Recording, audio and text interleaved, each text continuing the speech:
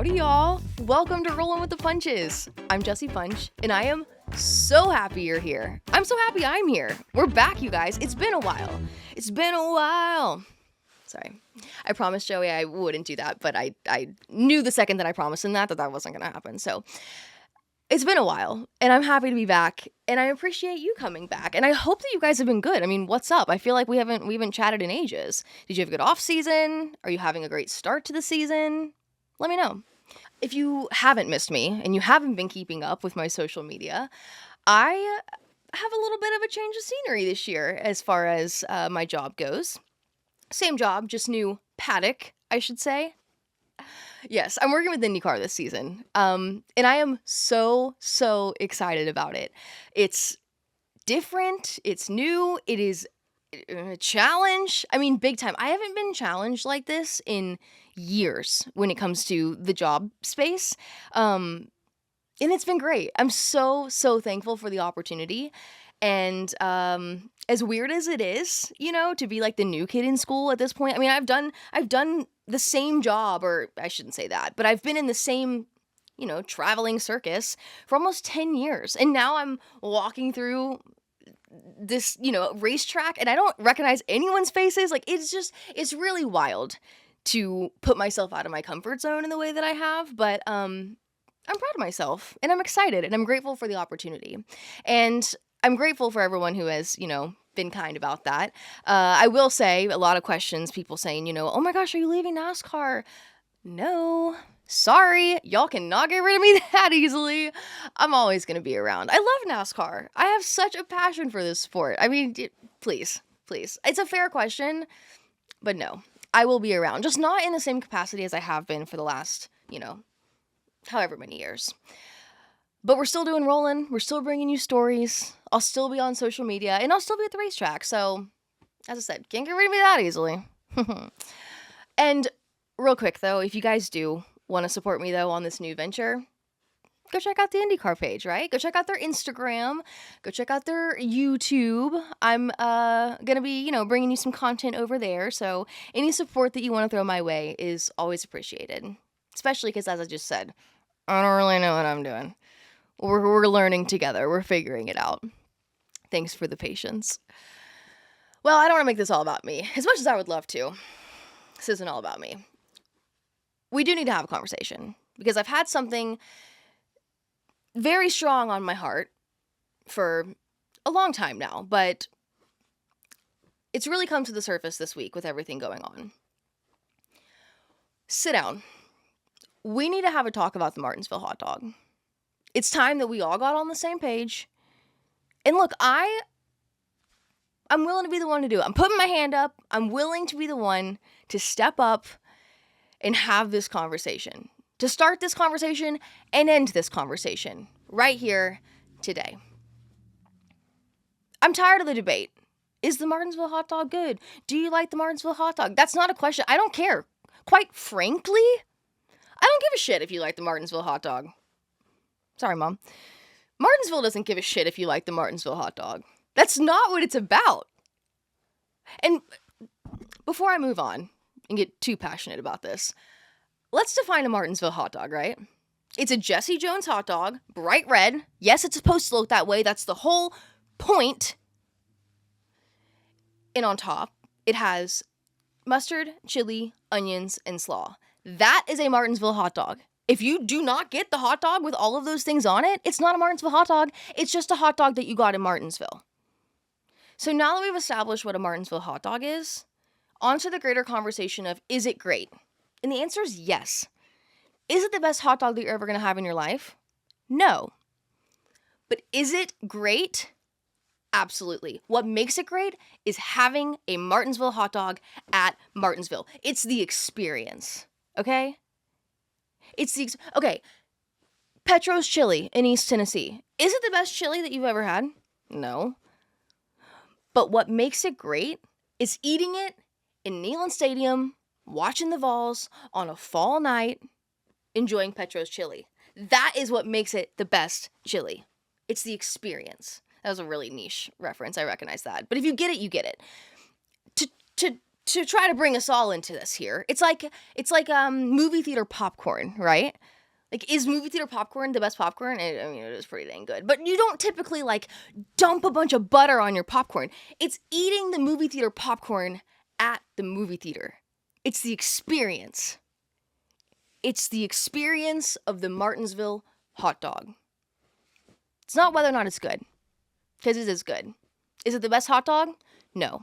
Is it great? 1,000,000%. In conclusion, what we've all learned here is, say it with me, it's not about the dog, it's about the experience. So now that we've settled that, on a kind of similar note, but also completely unrelated, my guest this week is making his O'Reilly Auto Parts debut this weekend at Martinsville. There's the relation. Moving on. Lee Pulliam is my guest this week. Lee is a star in the short track world. That is an understatement, honestly. A lot of people would consider Lee a living legend in the short track world. What he has done in late model racing, not only himself behind the wheel, but as a team owner, is moving the needle. It's set the standard. So Lee himself as a driver, he's a 4-time national champion in the NASCAR Advanced Auto Parts Weekly Series. And then as a team owner of Lee Pulliam Performance, he is developing and honestly building race cars for some of the most talented up-and-coming drivers. Not just up-and-coming, but some of these guys, I mean, are already established in a national NASCAR series. Lee stepped away from full-time racing back in 2019. And now, at the age of 37, he's back. To put things in perspective a little bit, too, to set the scene, this past weekend, for the first time in 6-7 years, Lee got back in a race car at South Boston Speedway, went out there, and got the win. The last time he was at South Boston Speedway, he walked away with a win. The emotions that came from this return, both for Lee and for the fans and for the short track world in general, was unreal. And now, as I mentioned before, a week later, he's getting ready to make the biggest start of his career so far. The National Series NASCAR O'Reilly Auto Parts series at Xfinity, Busch, whatever you want to call it. My point is, this is huge for Lee. This is a monumental week for Lee.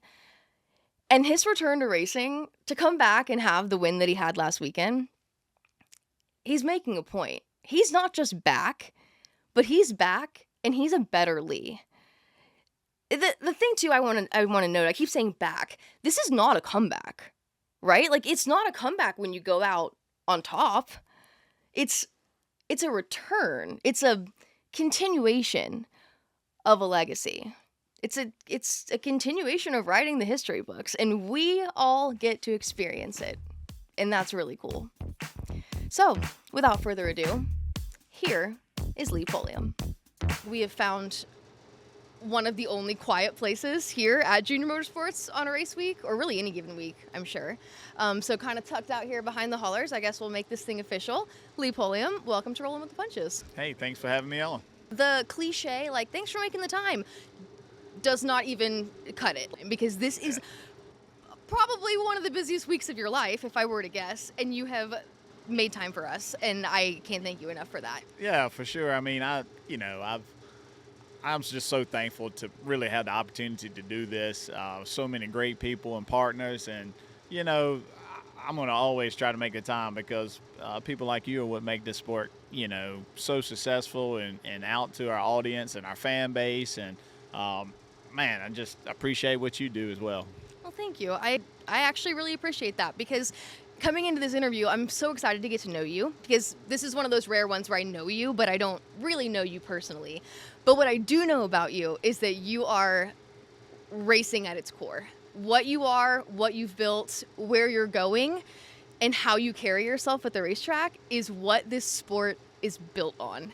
And if people don't know that or haven't seen that yet, I hope that's what they can get out of this interview, is understanding who you are, because the amount of passion that comes from you in whether it's behind the wheel or developing drivers is so admirable. And I'm thrilled that people are going to get an opportunity to see that on a big stage like Martinsville. Yeah. Coming off of a big weekend at South Absolutely. Boston, and then going into all the emotions of making your first O'Reilly Auto Parts Series start.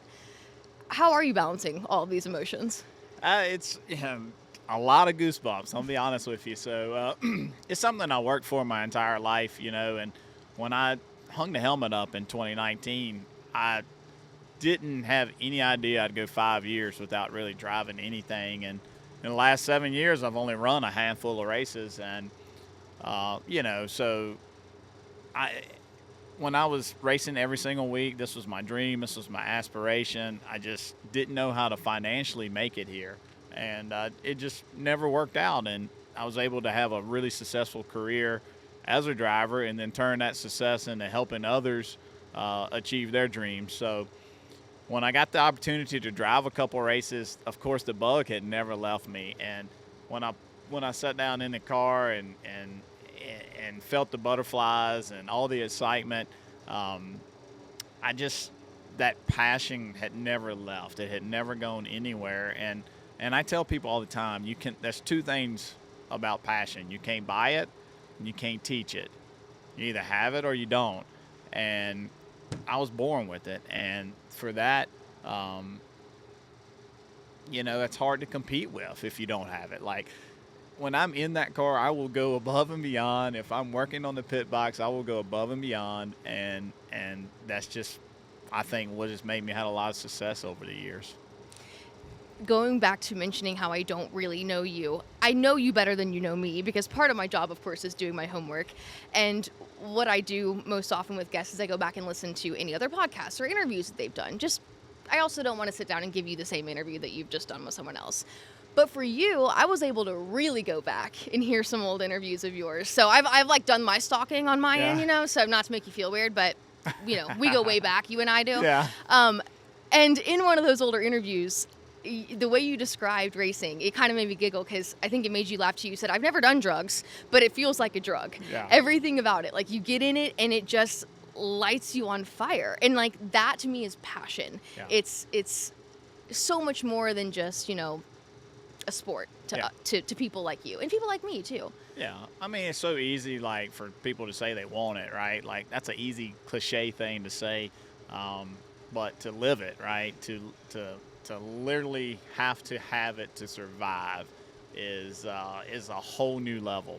And that's the way I approach it. I mean, it's my life. It's been my life for such a long time. It was even before I was into driving and working on race cars. It was my passion as a fan, as a little kid going to the racetrack. And ever since I could walk, it's been what I've loved. And, just to be a part of this sport is something that I've never taken for granted. And I try to tell everybody I work with that, this is something that you don't need to take for granted. Like there are so many people out there that would love to late model stock race or even run a lower division on a Saturday night, much less do what we're about to do here this weekend. So grateful, humble, determined, hungry, a lot of different things all in one is what JRM's got this weekend. What I love about you, in getting to know you, is that you are one of the rare, and I say this kind of as a joke, but not, drivers that has some worldly experience. You actually went to high school. That's like the joke in the media. You can tell the ones that went to high school and that didn't. Not only did you go to high school, you went to college as well. So I'm kind of putting the pieces together as to who Lee Pulliam is growing up. And I'm picturing a very passionate, young Dale Earnhardt senior fan, because I know you were a senior fan, right? Absolutely. So what was life like for you growing up? Because it wasn't racing centered, no? No, I mean, not really. I grew up in just an average middle-class family. My dad, he owned a really small logging business, and I'd work with him in the summer. And I remember when, it's so long ago, he can't get in trouble now, but I remember being 12 years old out there on the logging deck, working, driving skidders and equipment. and whenever the ocean man would come, I'd have to go hide, right? Because we didn't want to get Because you that. don't have the 12-year-old on the Yeah, working the heavy logging. machinery. That's Yeah, right. that's fine. So I had those experiences as a kid, and growing up on the farm and doing things like that. I mean, we had a few cows and stuff, so was kind of had a little bit of a cowboy lifestyle too, I guess. So it was interesting, As in school, I went to high school in the daytime, and I would go to Piedmont Community College at night, and I was working on my electrical electronics degree and also my welding diploma. And the welding really, I use that every day, right? Like I build race cars, I'm a fabricator, I do all sorts of cool stuff with my hands, but just I wanted to race. So, like, I was trying to get out of school as quickly as I could, but also do a good job. So, when I graduated high school, I went to work at a diesel mechanic shop. Not to cut you off, but you graduated early, right? You I graduated did. high school early. That's a big deal. Yeah. I mean, that's something to be proud of. So Yeah. you said you want to get done quickly, and you succeeded at that. Yeah, for sure. So I got done with school early, and I continued to go to college at night, and I'd worked in the daytime, and like I said, a diesel mechanic shop in Callens, Virginia, and I was just saving all my money up. Like, I wanted to be a race car driver. We didn't know how we was going to be able to do it because Dad's, small business wasn't strong enough to be able to afford racing. And so slowly, like, we bought a used car. Me and him went together, and then the guy I worked for bought the engine, and we just kind of kept piecing it together. It took like a year and a half to get this race car together. And I remember going out there on the racetrack, and Bruce Anderson and Danny Willis were the two guys winning races at South Boston in the limited division then. And I thought I was rolling, and both of those guys passed me like I was sitting still, and I'm like, ooh, I don't know if I'm cut out for this. This is the real deal now. Yeah. Yeah. So I just kept deciding that, hey, if they can do it, I can do it. So I'd go out there and follow them in practice and just drive it in as far as they could and get on the gas where they did. And if I spun out, I spun out. But I just kept getting better, and then people kept helping. And I think we won like our fourth or fifth race that we run at South Boston. And once I got that first victory, they started snowballing, and more and more people jumped on board. And man, it's kind of crazy where the career went. Like, of course, I'd love to have been a Cup driver right now for the last 5 or 6 years, but I will forever be grateful for the short track career I had. Man, I just we really come from not having enough money to even do it to growing one of the best short track programs in the country, and that's a lot to be proud of. You have made a hell of a mark, both you personally and Lee Pulliam Performance, on that short track world. It's amazing to think that you came into this without the same backing and knowledge of how to, work in this industry, and then to be so successful. So going back then, how old were you when you guys bought this first car? And had you raced before, or was this just let's buy the car and we'll figure everything else out? No, so I worked at Sellers Racing a little bit. H.C. Sellers was married to a cousin of mine at the time, and so I had a friendship through him, and I'd go to the racetrack and help him with his customers, and that's kind of where me working on the car started. Really, was at Sellers. And when we got the car, we we didn't have a lot, to lean off of, but Sellers kind of gave me a baseline setup to put in it, and I was probably, I was late for what people race today. I was 17, 18 years old, I guess, when I got going. So, which, like you said, is so late by today's standards. For sure, right? About so, like 15 years later. Yeah, they're racing like kids now. But yeah, right. It's kind of crazy. I think that one thing that was a benefit to that was, like, I didn't get burned out on it, because so many kids, I think, their parents want it more than they want it. And for me, that was the opposite. Like, I wanted it, right? Like, I'm not saying my mom and dad didn't love racing. Don't get me wrong. They loved going to Saturday night shows. But for me, it was my decision. It was me working and putting every dollar that I made into it. Like, it just makes a big difference, I feel like. And at the end of the day, I think that's why I'm so passionate. It wasn't that I was made to go to the racetrack every single week and drive this different car and drug around for 15 years and missed out on my childhood. Like I got to do all the cool things, play in the mud puddles, go, out on the dirt bike, stuff like that. And when it was time to go racing, like it was something I'd wanted so long. Like it's like when you finally catch it, it's like, oh, this is what I've always worked for, and And it just fuels you even further, like yeah, you for said. It's like sure. getting that first win It and that is. feeling Yeah, it was of turned into a full blazed inferno, right? So I really do think it made all the difference in the world.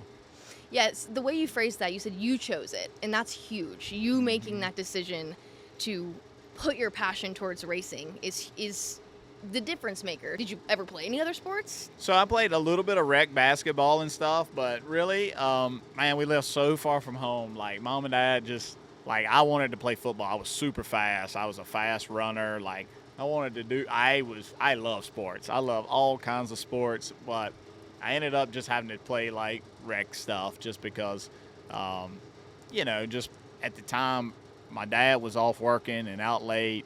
My mom, she was trying to take care. I have a brother and a sister, and we got a farm, and they just didn't have time really to run us back and forth to practice, and it just it's another reason that when I got into racing, like I'd always wanted to be involved in some kind of sport my whole life and show that I could compete and try to win things, and I never was able to do that. Like I didn't have that in my life. So that was another reason that the passion is so strong where it is today. So I feel like I could have played any kind of sports just because I am so competitive, and when I decide to do something I go all in, but I never got that chance. So like I put all that fuel into being the best race car driver I could be. You grew up a race fan, so there was a love for racing, but when did this idea of your personal passion of wanting to be a driver and be involved in that world, when did that all start to come to fruition for you? Oh man, really young. I mean, when I was in Really? kindergarten, first grade, I would just draw like Dale Earnhardt stuff, number three stuff, and like That's awesome. I would draw like me winning a race in Victory Lane. I remember like where I live today was my grandma's farm, and she had like a round circle driveway, and at the end of it's a long driveway, and there's a circle at the end. And I take my bike, and I literally would go out there and run hundreds of laps on my bike, and like pretend like I was racing, pretend like it was a white flag, and just like I've just always loved racing, and it was something like listening to Jerry Punch and Eli Gold and everybody on the broadcast, man. It was like they painted the picture for me every week. We didn't have satellite TV. We didn't have enough money really to have it. So all those races were on the radio, and those guys painted the picture, and it was just something that I just fell in love with it. And the way they described it and described the cars, it was just incredible, really. So you mentioned having immediate success. Well, going out there, running well, and then kind of catching that feeling of, okay, I think I know what I'm doing here. That really just took off from there, because how long was it in between buying your first race car and suddenly you're a four-time national champion? Now, I know there's Yeah, a lot of work that yeah, goes in between then, but in the grand scheme of, like we're saying, yeah. drivers getting in the seat, you knocked those four out pretty quick in the start of your career, no? Yeah, for sure. Like my first year running, I run one race in 2006, and my first full year was '07. I won Rookie of the Year in the limited deal at South Boston. '08, I won the track championship in limited. '09, I moved to late model, won Rookie of the Year.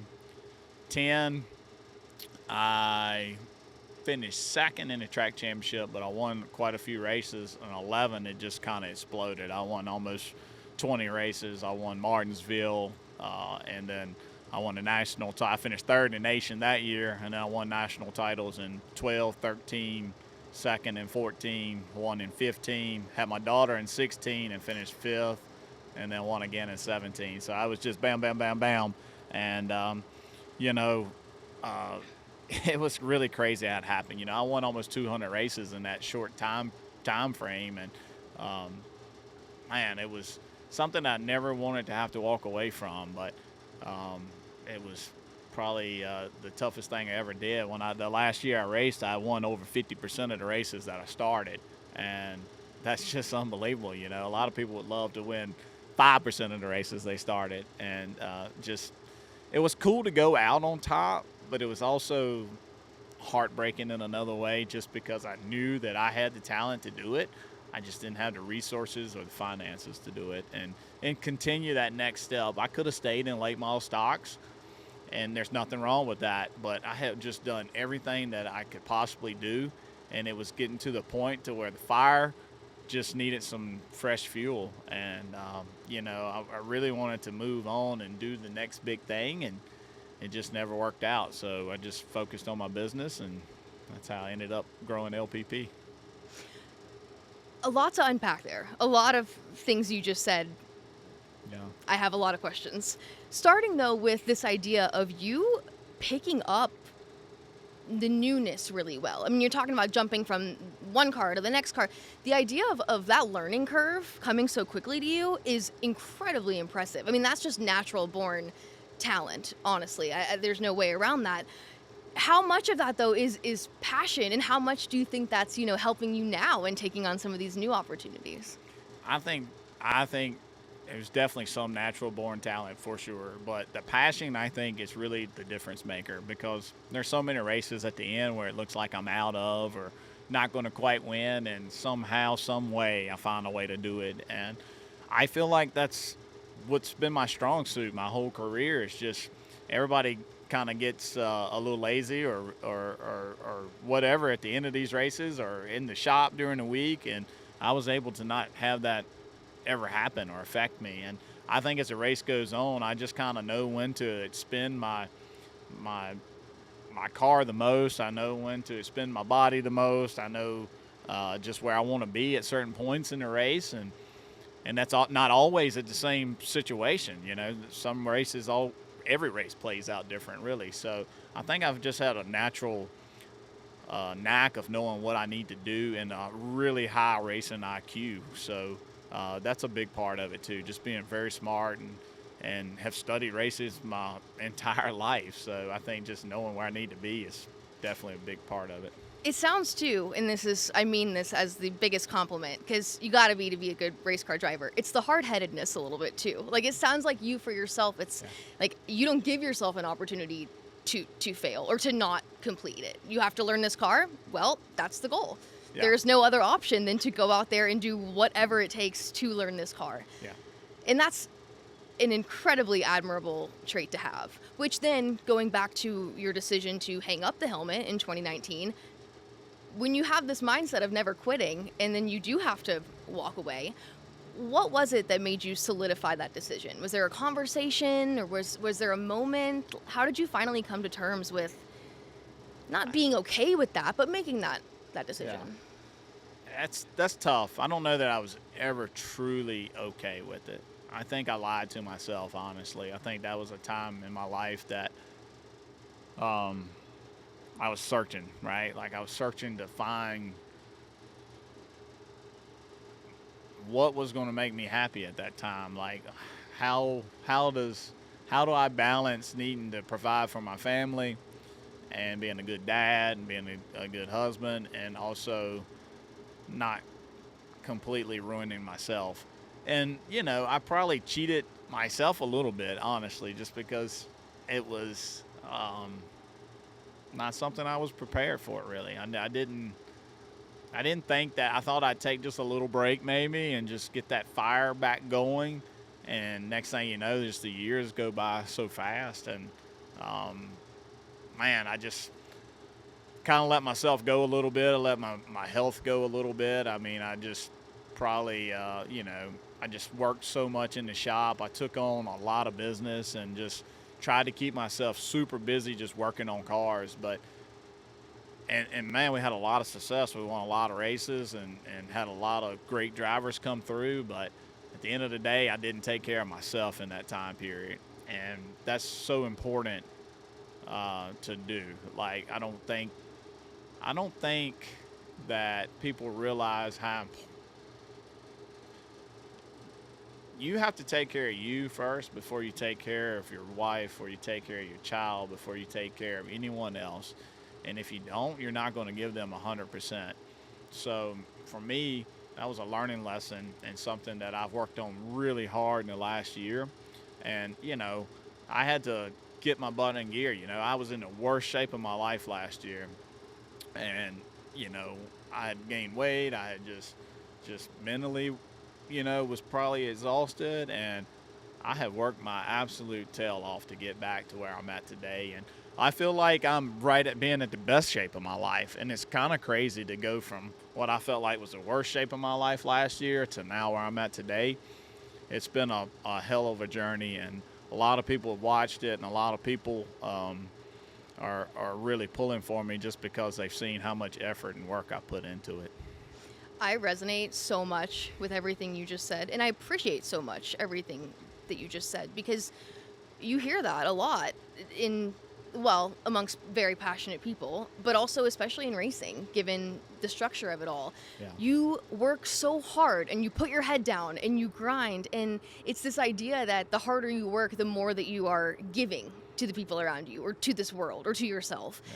And that's not it at all. No. And I've been there. I remember I had, it's like you pick your head up and all of a sudden you're like, I have been in this tunnel of thinking that I'm doing, working my hardest, and all I've done is burn myself out. And now I can't be the best daughter, the best sister, the best employee, because I didn't take care of myself first. And that is such a common thing that you hear. And it's not just having to make the decision to take care of yourself, because that alone too speaks wonders, because that's a choice. Again, that's a choice. Yep. To recognize where you are, the way you've been treating yourself, and decide that you want different, and then the hard work that goes into creating that different. What was that like for you to kind of have that mental coming to Jesus with yourself? Yeah, it's difficult, right? I think a lot of us lie to ourselves at different times in our life when we need to and when we feel like we're protecting ourselves. And it's just learning to be honest with yourself. So learning what you could do better, learning what you want for the future, learning that, hey, it's okay to have made a bad choice. It's okay to have missed it, but it's not okay to not realize it and accept it and figure out a plan to move forward to fix it. And for me, that was the biggest thing, was just accepting that, hey, you can't change the past, but you can absolutely reshape the future. And that was pivotal to find. You spend so much time with your head down racing, and then all of a sudden you kind of go, what do I like? Of course I love racing. But now when that's taken away from you in a sense, it's not that your full-time gig in the same capacity that it was, you have this time to go, well, who am I as a dad? Who am I as a husband or whatever? And what do I like? Yeah. And at least for me, kind of going through that transition, it's really uncomfortable, because I'm like, I like working, I like to show up and get the job done. I don't like to have a Saturday where I have to decide how I want to have fun. What do you mean? Like, what are you talking about? Give me a job. It is scary at times, right? Like, because I can relate to that so much. Like, you try to find a balance in life, you try to find something different, but when it's something you have spent your entire life for, you feel so lost when you're not there. Like, if I'm not at the racetrack, I'm kind of lost person. Like, I'm boring outside of the racetrack, I feel like, because it is my entire life basically. And man, you tend to take stuff like that for granted until it's gone, and then once it's gone, you're like, what the hell was I thinking? Like, how did I let something that was that good for me go? And hindsight, they always say, is 20/20, and that rings true in so many different ways, not just relationships, but hobbies and what you do for a living, and just everything in life. So it's just interesting to see, because people tell you about it. Older people, I love hanging around older people that have so much wisdom and experience, just because they lived it. And a lot of times they tell you things and you think, hey, they don't know what they're talking about. And 10 years later down the road, you're experiencing that same thing that they warned you about or they told you about. And it's just, I've seen it come true so many times in my own personal life. Well, it's especially in racing, but just in life in general. What you said about not realizing what you have when you have it, or what you're going through when you're going through it. And you hear guys all the time talk about, like, if I'd have known that was going to be my last time in Yeah. victory lane or last time behind the wheel, I don't know how I would, I don't know how I would have felt. Yeah. And did you ever have an ounce of thought in your mind that this would go away in the capacity that it did? No, no, I took it all for granted, really, because I was so competitive that I don't think I ever fully enjoyed or savored a lot of my success because, like, we would get through Tech and Victory Lane and go to Tech, and as soon as we were driving home, that race was already in my rearview mirror. Like, I immediately was turning on next week and what the car needed to be better, and just, um, that was kind of the the part that I probably didn't do as good of a job with. I didn't I didn't soak it in when I should have soaked it in. So I think when I won this past week at South Boston after almost 7 years of not going to victory lane, um, man, I was like I did 2 victory laps because so many people were on their feet and cheering. Like, we sold that place out, and it was not an empty seat in the house. And for a weekly short track show, it was just absolutely incredible. So, gave me goosebumps. Makes my eyes a little bit watery thinking about it, honestly, and just really special. Special Well, day. you're not going to get past talking about that race that Yeah. quickly because what you did this past weekend was phenomenal. First time racing back at South Boston since 2019. Yep. And to come out there at your home track and have the support that you had. I mean, not just on race day, but leading up to it, the excitement of Lee Pulliam being back in the car at South Boston. And you go out there and win. And 53, is that right? 53 wins at South Boston? I think that was my 53rd one. 53? Yeah. That's unreal. Yeah. That is wild. You've already laid this legacy on the track, both at South Boston especially, but just in short track racing in general. And to have this comeback moment where you go, hey, I'm back. I'm still doing what I'm doing for the sport. And on top of that, I still got it. Yeah, That's pretty damn cool, Lee. It was super cool. I told somebody I won the last time I raced there, and I won, this past weekend as well, and it was only 2,400 days apart. So pretty crazy. Only 2,400. Yeah, That's all. pretty crazy. Lived a little bit of life in between that. Yeah, a little bit of life between it. So pretty crazy stat. I wouldn't have kept up with that, but of course, Flow Racing and all put that out, and it was like, man, that's unbelievable, really. And and it felt so good because people don't know if you still got it or whatever. You hear the people chirping in the background, and I'd finished second in all these other races that I've run lately, and barely lost Martinsville, and led all but 15 laps in the Cars Tour opener this year, and just keep coming up just short. So for it finally to work out, man, it was so cool, and I was just trying to hit my marks those last few laps and just hope that we didn't have any more cautions, and just I remember just saying, hey, you got this, like, just be Lee Pulliam, and and it was cool. So when I took a checker flag, it was definitely an emotional one. The victory lap was more emotional. Seeing my family in victory lane was the cherry on top. So having your family in victory lane with you, because we joke about living a lot of life between now and then, and a lot of that life was what you mentioned earlier, focused on being the best you for the people around you. Yep. What a blessing that you had the opportunity at all to go back to South Boston and race in a way that you appreciated, because like you said, you didn't know that would happen again. And to go back and have a chance to do what you love and appreciate it, and then to end that day with your family. And did you think at all about the difference of who you were, since the last time you were in victory lane at South Boston? Did you feel like a different Lee? I did feel like a different Lee, honestly. I feel like this Lee here knows his purpose and knows what he wants, and is not easily persuaded against what he sees as best for him, and that's a powerful place to be. And man, I feel like I don't need the,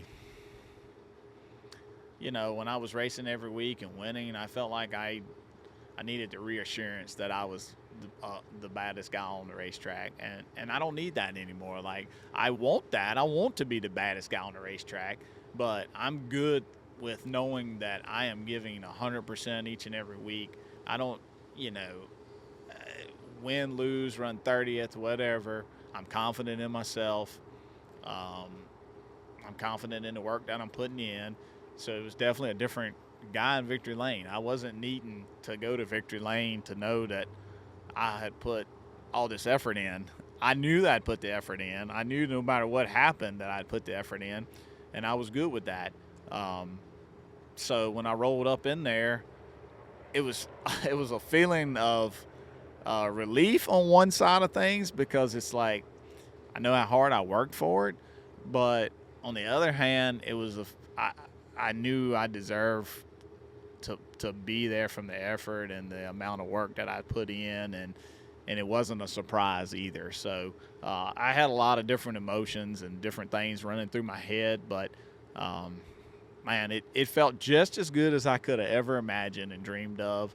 And I'll probably tell people I've won a lot of big races. I've won a lot of money races, big money races. I've won some cool stuff, but I think last Saturday night probably ranks at the top. The visual, like you said, of you rolling up there to for the 53rd time.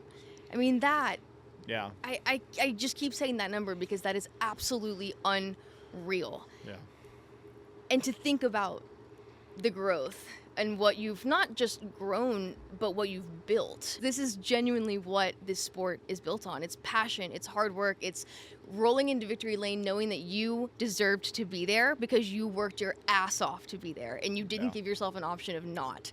yeah, yeah, for sure. Like, um, yeah, I mean, I don't really know how to describe it, or really how to put into words really everything I felt all at once. It was a lot of emotions crashing down on me at one time, but I do know that um, for me, whether you were pulling for me, booing me, whatever you decided to do, I appreciated every single person there, and I can truly say that. Like, used to be, man, if somebody was booing me, I was like, well, screw them, and I truly don't feel that way anymore. Like, I truly appreciate the people that don't pull for me. Like, I appreciate y'all having that passion. I appreciate you buying your ticket. I appreciate you spending your hard-earned money. I appreciate the fact that you have the choice who you pull for and who you boo, and that's what makes this sport great. Y'all fans up there chitter-chattering and arguing, friendly arguments back and forth about who's the best and all that. That's great. That's what makes it so freaking cool to do. And man, it was surreal because, like, at the end of my career when I quit in 19, it was probably 50-50. 50% loved me, 50% hated me. And the other night, it was probably 95% of the people standing up going crazy. And, probably had 5% booing. And, but I can truly say today that I appreciated every single person that was in that place and putting their passion and out there for everybody to see. And that's just makes the sport so awesome.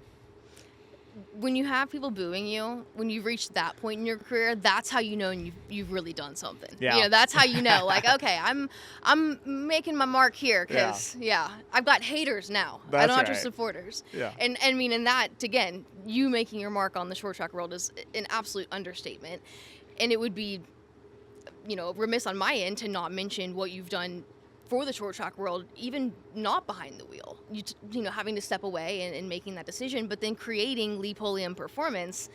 Even though you weren't on the track, you were building some of the biggest next up and coming stars in not just short track racing, but in NASCAR, in racing.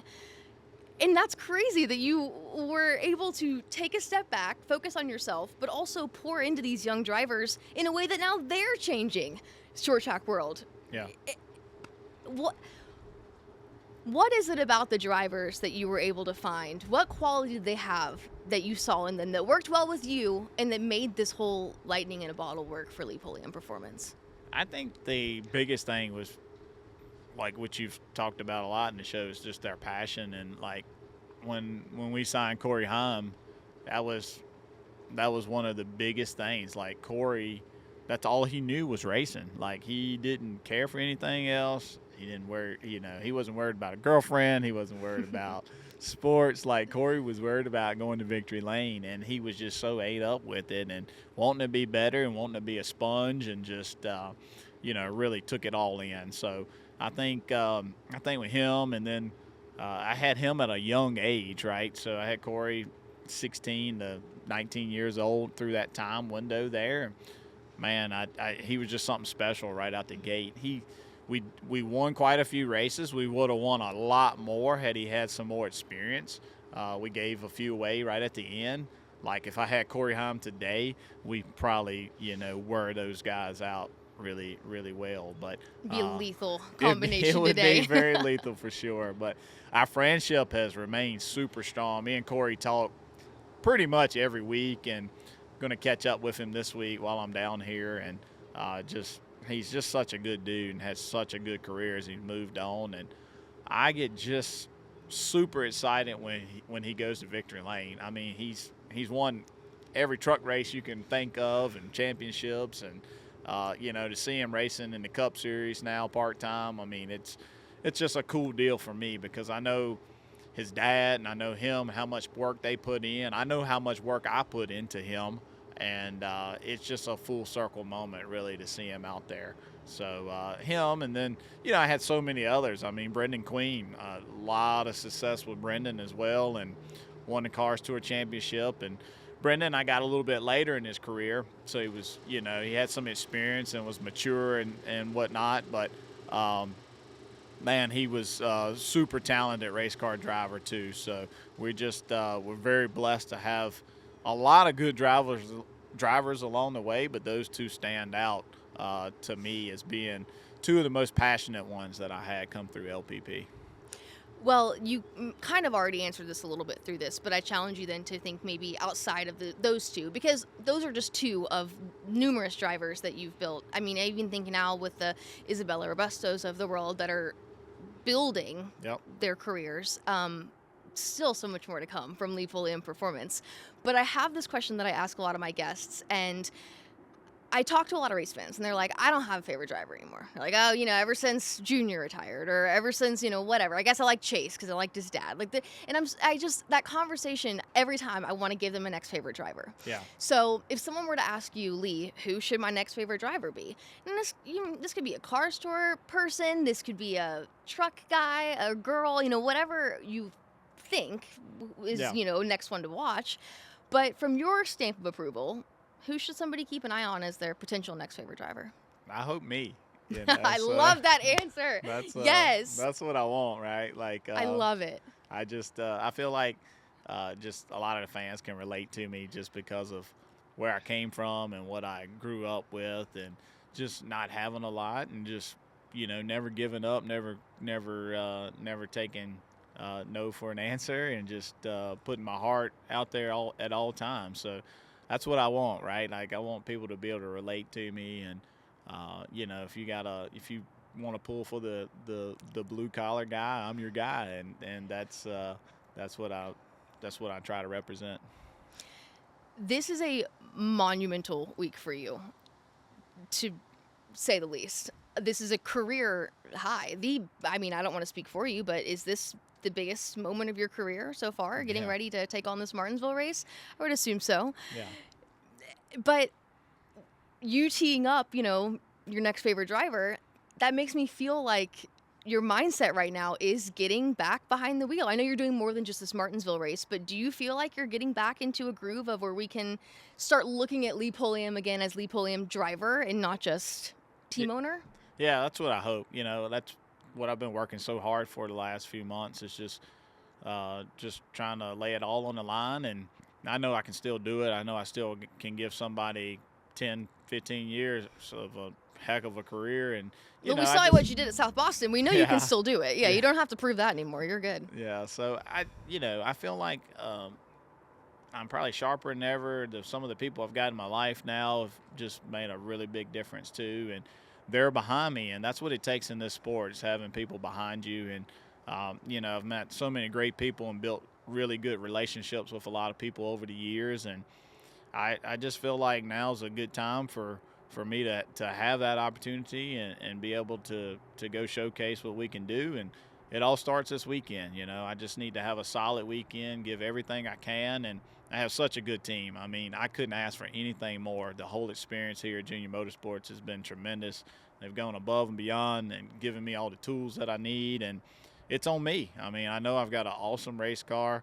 They've provided me with pit practice. I mean, I've got the best crew. I've got simulator time, and at this point, it's up to me to get it done. And that's what I'm here to do is go do my job and do it so well that somebody's got to look at you. So that's my goal this weekend is just to prove Dale right and to prove everybody that believed in me that they were correct for giving me this chance. And I don't want to let any of those people down. And that's my goal rolling into this weekend is just to be solid, execute, do everything I can as a driver, make no mistakes. I mean, it's tough, right? Like I'm rolling against guys that do this every single week, and I'm getting this one chance, and I've got to capitalize. I cannot miss the mark. I cannot make a mistake, and that's my mindset going in it. It's just being perfect, and it's not going to be easy to do, but that's my goal, and that's what I'm working so hard for.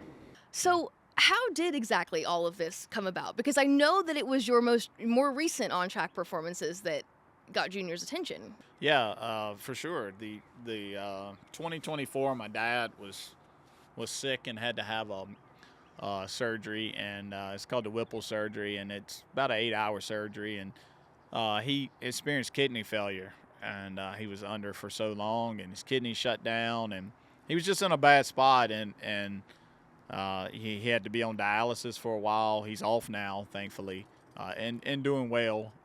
But at that moment in the hospital, things didn't look well, and I told him, I was like, me and him raced together. It's what we did. That was probably when we were our closest. Is when we were at the racetrack together, and I just told him, I said, Dad, if you fight for me and pull through right here, I'll fight and find the funds for us to go run Martinsville this year. Whatever it takes, we'll go race together one more time. And Dad got better and did his part. So I started working, trying to find sponsorship to do it. And Brendan Queen was driving for me at the time, and his sponsor, John Staten at Best Repair Company, come up to me, him and Brendan, after a race somewhere. We won the race, and they told me that he got a truck ride, and he was going to actually be running Kansas the weekend of Martinsville. And I was like, man, that's so cool, super happy for you. And then they hit me with, hey, you ain't got to look for no sponsorship. We want you to drive this 03 car. And man, that was just so cool of them to do. So I was able to drive Brendan's car that weekend, and it had been 5 years since I raced anything. And I ended up running top 10 most of the feature. I led a lap in the heat race and ended up finishing 13th. And I just, at the end of the night, it was awesome, and I had such a good time. But that's not the way Lee Pulliam runs. I don't care if it's 80 cars there and I run 13th. That wasn't what I expected. Mm-hmm. So I kind of made up my mind that night that I'm going to do a better job of getting back in shape, because I was out of shape and I was wore out after the race. I just, like I said, let myself go a little bit. And so I kind of started working on that plan and wanting to come back the next year. So I went a whole nother year without racing. And when Martinsville rolled around, I was mentally prepared for it and just in a good spot. And man, we had a rocket ship. We unloaded fastest out of the trailer. I led both practices, qualified second. led a ton of the feature and just lost by just a few inches, on a green white checkered. And Dale reached out to me after the race, and I had so many messages, and I'll never forget his. But he was like, "Dude, that was so incredible to watch," and you know, what do we got to do? We need to figure out how to get you in one of my cars for the O'Reilly's race at Martinsville, and What went through your mind at that moment when you get that text message? yeah, Because, like you said, you're getting flooded with them. That's yeah, a pretty big one. that one was at the top of the chain, right? Like me and Dale's went straight to the top of the chain for sure, and me and him just conversated back and forth, and I got in his late model at the Southern National and ended up finishing second there, and just had a good car there. I had to come from the back once, and just just kind of kept snowballing. And next thing you know, we was putting a deal together with our partners, and here we are today. So it's all kind of happened fast. And the good thing, my partners have helped me run some late model stock races this year, and that's been awesome because I feel like I've knocked the rust off. Like I led all but 15 laps in the cars to a race, which is very hard to do at Southern National, and to go back and win this past week, that was just the kind of the icing on the cake, and I feel like that's allowed me to get that rust off and be prepared and feel more comfortable in the car, slow things back down, because I think when you're in a race car, when things are happening fast, is when you make mistakes. So you have to slow that stuff back down. So now when I was in the car the other night, everything was kind of in slow motion, and I felt like I was my old self again. When you talk about that opportunity to run in Butterbean's car, I don't know if you're a spiritual person, but all I could think was, that's a God thing right there. I mean, Yeah. God moved all of those puzzle pieces around and put you there. And at least for me, it's like you were exactly where you were supposed to be in that Yeah. moment. And going back to my previous stalking of you, as I mentioned, and listening through these interviews, that was something that really stood out to me. Is you mentioned a couple times, if it's supposed to be, it'll be. If it's supposed to happen, it'll happen. Yeah. And it's a hard balance walking this idea of passion and making it happen for yourself, and then also the unpredictability of, if it's meant to be, it'll happen, and kind of just having to trust that. But then you look at this opportunity this weekend and you go, wow, okay, so you get to do this at Martinsville, a place where you had experiences like that, a promise to your dad to go back out there and race, and you made that happen. God made that happen for you, the universe, however you want to look at it, timing. This is a place where you have some of the biggest wins of your career. You've been on the pole there. You know what it's like to go run well and then not make it happen. You know what it's like to reach victory lane. Like, you know this place so well. And now you get to add this career milestone to this track. To start, what comes to mind? What emotions come to mind when you think about Martinsville and the history that you have with that place? Just gratitude, really. Excitement, gratitude, uh, hunger, fire, determination, just a lot of things wrapped up into one.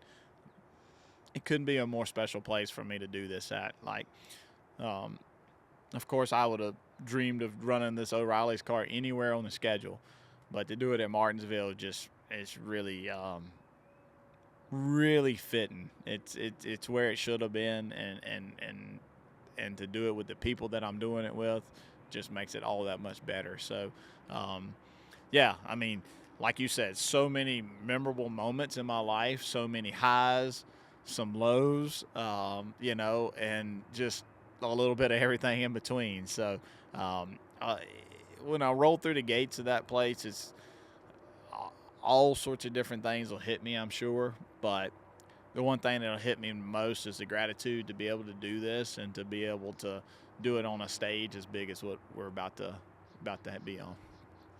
So, yeah, I know there's obviously some strategy and everything that goes into choosing Martinsville to have you run there, but do you agree? Do you feel like this time it all worked itself out? Like, this Yeah. was when Lee Pulliam was meant to have this opportunity? Yeah, I mean, for sure. It's whew.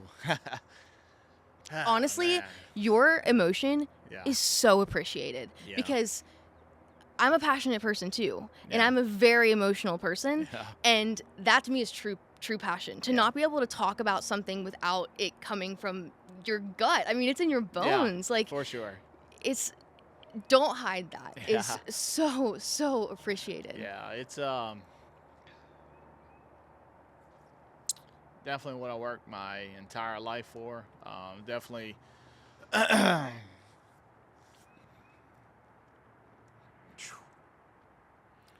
Definitely what I always dreamed of doing, and to do it with the people that I'm doing it with, I could not be any more grateful. So yeah, I mean it's not just special for me; it's special for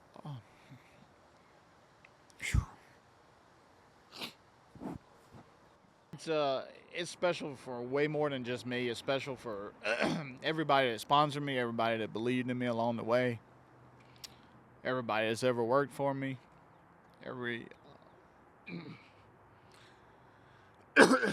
every fan that's ever pulled for me, every fan that's ever booed me. I appreciate each and every one of you. You should be so proud of yourself, and it's yeah. See, I'm trying not to cry now too, because you're like you're really getting to me here. I get it together. No, and I think I'll say too. It goes back to where I started in saying that you are the picture of racing, right? Working for yourself, working hard, getting here, getting these opportunities. You are what this sport is built on. And moments like this with you, where that gratitude comes through as a race fan, you have lit my soul on fire. Like, you have sold me on my next favorite driver, Lee. Like I said, I mean, I'm not, sorry, Mom, blowing smoke up your ass. Yeah. Like, I genuinely mean that. The level of passion that goes into watching what you're doing is phenomenal. I really genuinely mean it when I say I feel like I'm getting to experience a piece of racing history by getting this moment with you. I'm so happy for you. I really am. I'm I appreciate it. so happy for you. And so what is it that you want to do when you go out there? Obviously taking it all in, but walking away from this weekend, what do you have to do to feel like you had a successful weekend? I mean, I think all of that's already been, the groundworks of that's already in place. Like the whole experience with my team, I mean, they've had my back through sim. They've had my back through, working so hard on the car, putting so many hours in. And, my sponsors got my back, and just, everybody here, Dale, Kelly, LW, their support has been incredible. So all of that has already made it a success. I just got to go do the best I can, and just, like I said, hit all my marks, do everything I can as a driver to maximize my result, and hopefully that capitalizes into racing 4 o'clock. And, if I walk out of there with a clean race car and a top 5 finish, I think that's a heck of a day. Of course, I want to go out there and win, right? Like that's my ultimate goal. I know that's going to be tough. I know that's really difficult when you get to do one-off stuff like this, but I know the car is plenty capable of doing it, and I feel like me as a driver is plenty capable of doing it. So yeah, I mean, I think anything short of competing up front all day long, I wouldn't be disappointed, because like I said, the whole thing's already a success. But that's what I expect to do. I expect to go out there and have a shot to win the race, and I expect to go out there and run well. I guess the biggest unknown for me is pit road, just making sure I make no mistakes there. It's going to be new to me. I know it's a lot going on when you got all those cars out there. I've been fortunate to do some pit practice, and that's helped me feel more comfortable about it. Now it's still going to be different and more difficult when there's so many on it at one time, but and trying to hit my lights and not speed and do different things like that too. So all of it's a lot to take in, right? But I'm studying as hard as I can to try to maximize it, and I feel good about it. I feel like we'll have a shot. And then, of course, through all that, it's processing the emotions, right? You're like, I got to hit my marks. I got to figure out pit road. I got to roll off with speed. Oh, and I got to take it all in and appreciate this opportunity for everything it's worth. Sure thing. Yeah, let me make that happen. Like that's a lot. That's a lot to do this weekend.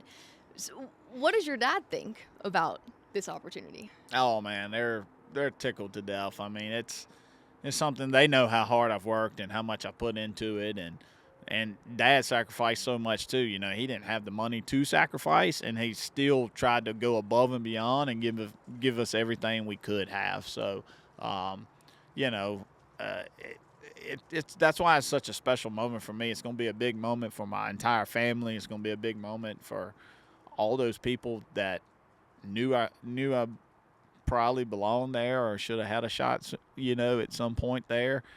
This moment that Dale has created, all these people, I mean, appreciate that so much. So I think it's going to be one whale of a crowd. I guarantee they sold a lot of tickets due to me racing there, and it's going to be really cool to walk across that stage at fan appreciation driver intros. I mean, because it's going to be loud. I can promise you, and that's going to be super cool. You saying all this, I'm just visualizing a young, passionate Earnhardt fan. It's so exciting to think about you being able to live out this childhood dream and doing so at this point in your life. I'm not calling you old. I'm not doing it because if I'm calling you old, I'm starting to call myself old. Like we're Yeah. pretty close in age here. So, but to have experienced all that you've experienced and to come this far is really admirable. And honestly, what I'm getting at is to think about you, this excited child.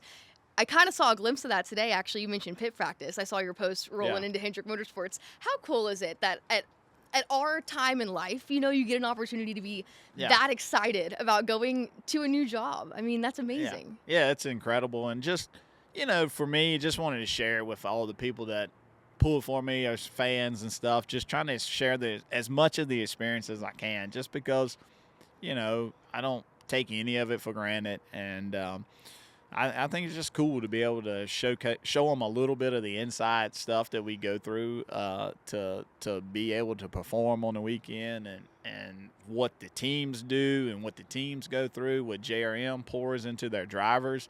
I mean, there's no wonder the drivers have success at places like this. I mean, they have so many tools to utilize, and I think it's just pretty special for the fans to be able to see that side of it as well. So just I don't know. I just feel like that stuff like that's worth sharing and worth letting the world know how much you care about it, and just I'm just, like I said, like a kid at Christmas, really. So I'm so glad you're sharing because again, it means that you're taking it all in and that you yeah, are appreciating it. Not just appreciating it, but really truly experiencing it. yeah, I think of the feeling that at least I get rolling into Daytona, or really any racetrack, but Daytona specifically to start the year. That's a feeling that I wish I could share with everyone. yeah, There's no video, nothing I could ever say would ever be able to express that feeling to someone. And I don't ever want to take that feeling for granted. I never want to drive into Daytona to start the year and not take a moment to think about what this makes me feel. The passion, the history, the hard work, like to start a new season, it's the same idea of you taking that moment not only for yourself but to show everybody else too. Like this is why we do this. yeah, for sure. And I think that if that feeling ever goes away for you, that's the day you quit, right? Amen. That's when it's done. And like for me, that was what was so special about getting back in the car. Uh, that fire had not gone anywhere. Like it was probably stronger than ever, honestly. Like once I relit it, it was just out of control. And I think that was the cool part for me, to know that it was still there. And I think that's important, to find what makes you passionate like that. And so many people never find that, and that's a shame, because that's a powerful, powerful thing to have. And it's pretty cool that what yours is as well. So just never don't give it up. Just always keep fighting hard and just keep working hard. And it's hard you can't replace something like that. So if you get that feeling when you roll into Daytona, don't ever give that up, because it's hard to ever find something that's going to make you feel like that again. And don't give up on yourself. That's the Yeah. other biggest Yeah. story lesson that I didn't even know I was going to get out of this conversation with you is you talk about that fire not having gone away, and it never did go away, but as you mentioned, there were times where it was a little dim, it was a little Yeah. dull. And if you don't give up on yourself, it's opportunities like this that will come your way with passion and hard work. Yeah. It's amazing. I have one short segment that I'll do with you. I do it with all my guests. So it's called Long Story Short, because you've met me now and cannot tell a long story short. Like, get comfortable. It's impossible. So feel free to make these answers as long or as short as you want. That's all on you. Starting with the first question is kind of funny because I always ask everyone, when's the last time you cried? Well, you just shed a tear here, Yeah. tear or two here, which you're not the first person to do so. So I bring that up though to say I implore you to think about something not racing related. When was the last time something not racing related made you cry? Oh man, I would say my kid, right? Just something that she did that just made me proud. Just the way she kind of goes about herself and carries herself. But just a lot of pride in my daughter, right? So she's such How old is she? she's 9, so she's so excited and for the weekend. But yeah, I just some of the things that she's done over the years. She's just such a giving person. Like, my daughter would rather give you a gift than get one at any time. Like, so many kids get so excited for Christmas. She does too, but it's not about what she's getting. It's about, like, I have to go out with her and we shop for her mom, and she's got this big plan, and then she shops for me, and then she does it for all of her little friends. Awesome. And I'm just proud of her because she's just a good person. And, I try to learn from her really. And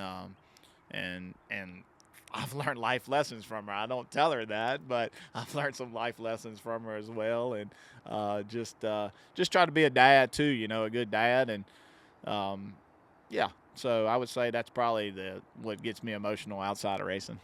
That's fair. You Yeah. should be proud.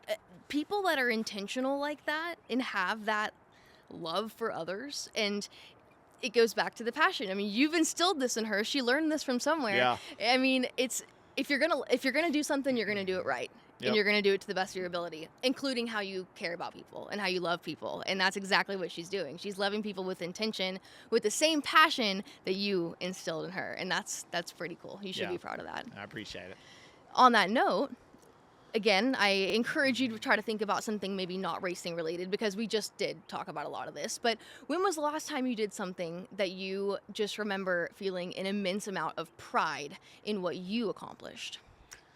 I would say my, working out on my health and my mental side of things. Just, I lost 40 pounds last year, That's basically. great. Wow. And then I've put some back on, but it's been all muscle weight. So that's been something I'm really proud of. Like, I was in the worst shape of my life last year, for sure. And now I feel like I'm in some of the best shape of my life. So, a lot of pride in that, for sure. And that's a lot of hard work, because it's not just the gym, it's what you eat, it's everything about it. I try to prep food during the week, and just I've just taken it very seriously and put a lot into it. So definitely proud in that side of things.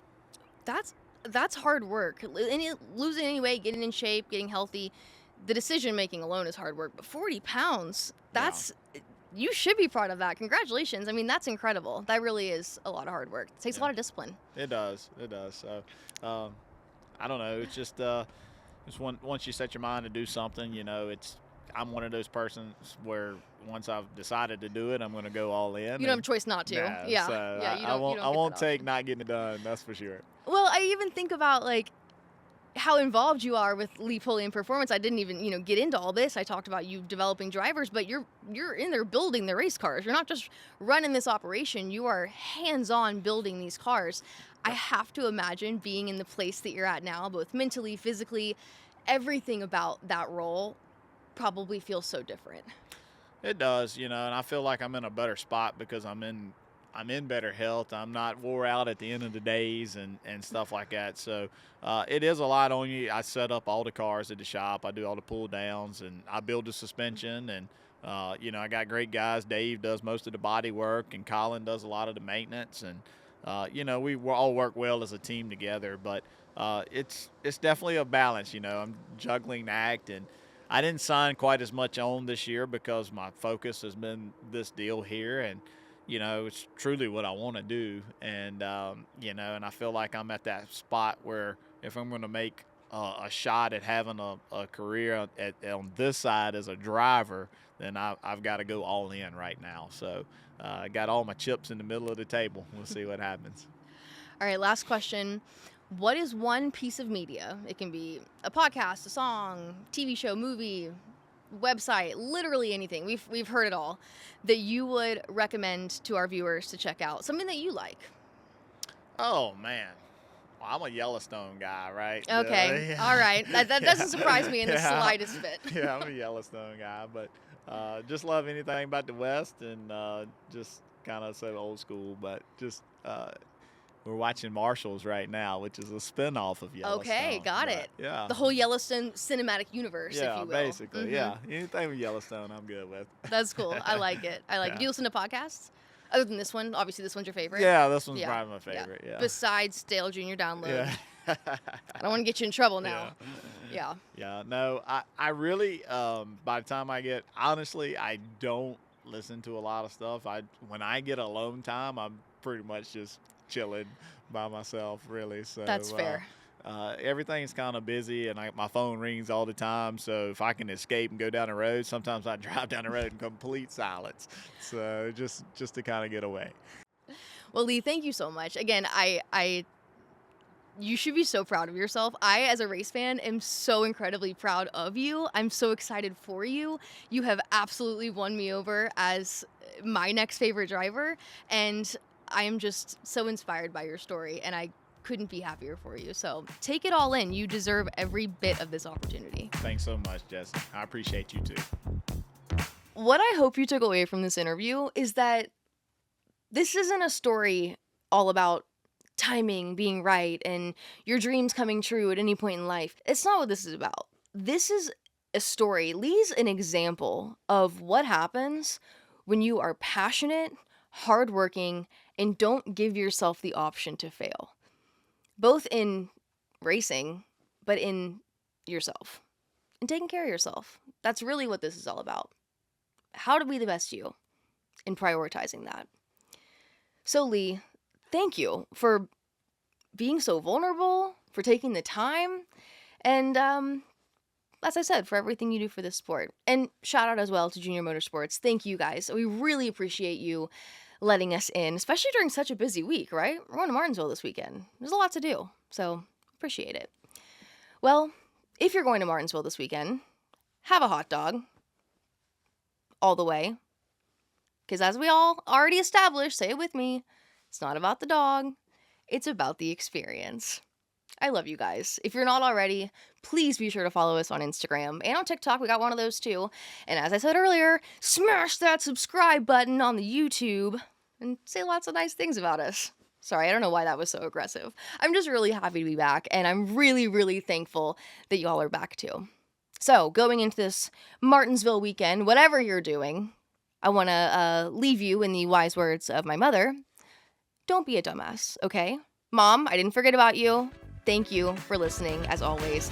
I love you so much. I love you guys so much. Don't be a dumbass, okay? I love you. Bye. I kind of forgot the bye part. Yeah.